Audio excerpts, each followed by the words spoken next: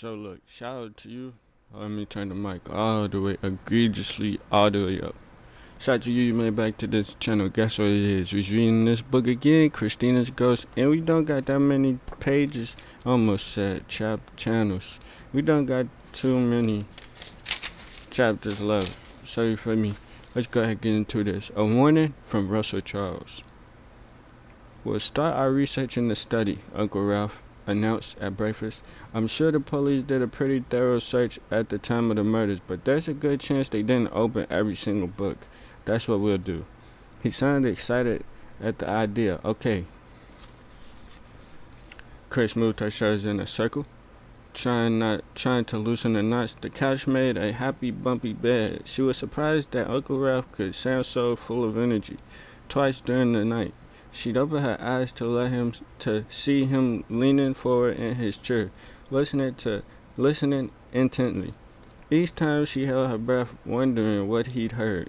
When he leaned back and closed his eyes, she had to force herself to close her eyes too. Her dreams had been full of dark and towering.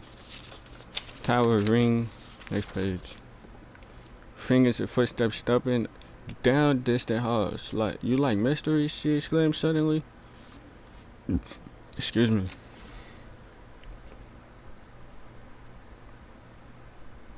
You like ghost hunters, Uncle Ralph? Nonsense, Uncle Ralph said. Things just look different in daylight. I want to get this business cleared up so I could get back to work. He whistled under his breath while they washed the dishes. It was strange, Chris thought. They seemed to have exchanged places. She'd been badly frightened the first time.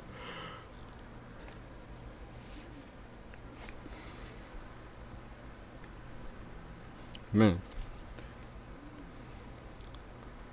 She'd been badly frightened the first time she opened the attic door, and again the night she heard the footsteps in the hall. Still, she hadn't wanted to run away. She'd wanted to solve the mystery, but that was before she'd seen the spirit of Thomas Dixon. Now she couldn't stop thinking about the huge, threatening figure at the top of the attic stairs. She wanted to leave, but Uncle Ralph wanted to solve the mystery, no matter what they had to do. The study bookshelves stretching all the way to the ceiling made her sigh. She was glad the day was dull and drizzly. She didn't think she could have stood it if the weather had been perfect for swimming or a walk in the woods. What was that? Hold each book like this, Uncle Ralph showed her. Flip the pages, but don't strain the binding. By noon, Chris's arms ached and her head throbbed. They had searched through all the books on the wall and had checked the back of each shelf to see if anything was hidden there. Books stood in wobbly piles all around. By 4 o'clock, the second wall had been empty. Let's quit, Chris begged. Otherwise, I'm going to hate books forever. If you say so, Uncle Ralph slid one more book back onto the shelf. He looked as if he too was beginning to lose hope. They went out of the kitchen and opened the cupboard. Spaghetti, Uncle Ralph suggested. He pushed the kids' vegetable soup, hash, chili. They settled without much enthusiasm on the roast beef hash. Uncle Ralph fried it and poached eggs to go on top. Chris mixed powdered milk and opened a can of peaches. Now what happens?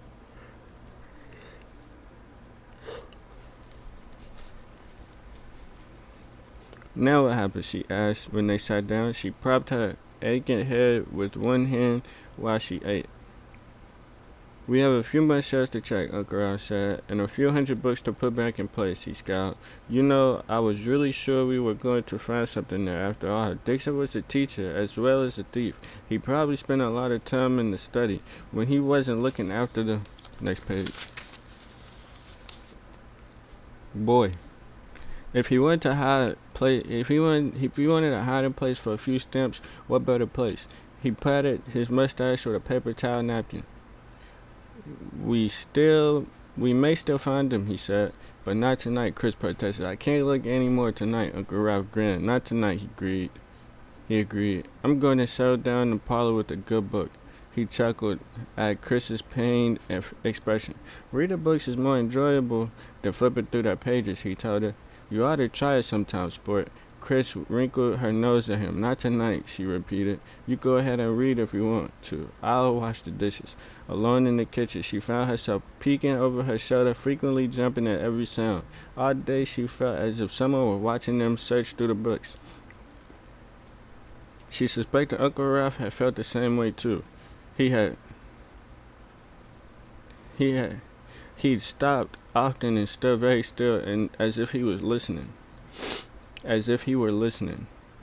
What could she do this evening? Uncle Ralph read.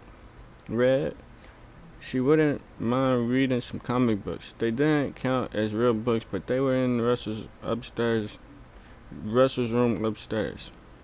And she certainly wasn't going up there to get one. She hadn't been upstairs all day, except for a fast early morning trip with Uncle Ralph at her side to get some clean underwear, her toothbrush, and a comb.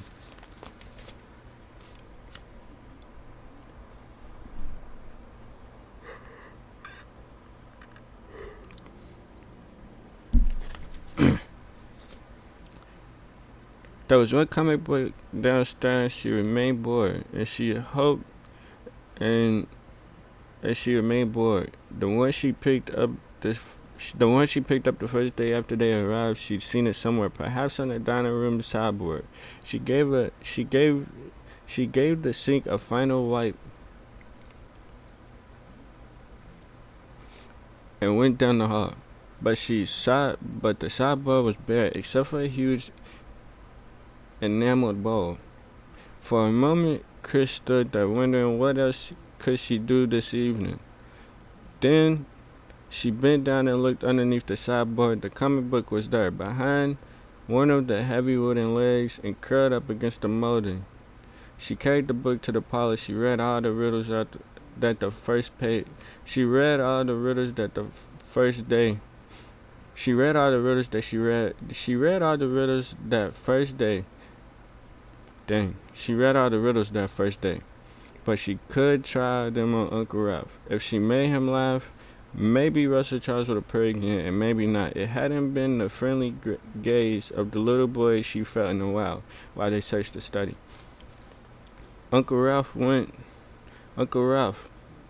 why is a mouse like hay? He looked up. You tell me, he sounded impatient. Because the cat'll eat it. Chris rated. See, cattle, the sound as cattle. I've told you 100 times, Uncle Ralph said. Don't explain. What did one candle say to the other candle? Uncle Ralph gave up. He closed his book on one finger and pretended to concentrate. You light up my world. Next page. Chris giggled. That's pretty good, she admitted. But it's the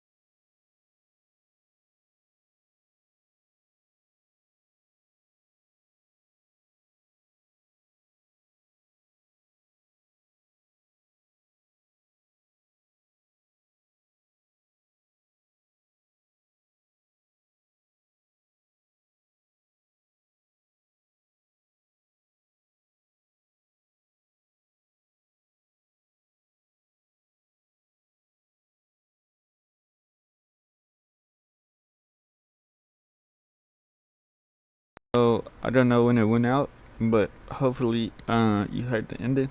I'm gonna summarize real quick for you. Excuse me. She told a joke to Uncle Ralph. He laughed. Rushed Charles appeared, but he wasn't smiling. He wasn't happy. He pointed at them, and then the same box that moved from the attic door moved again, and now they scared again. And that's it.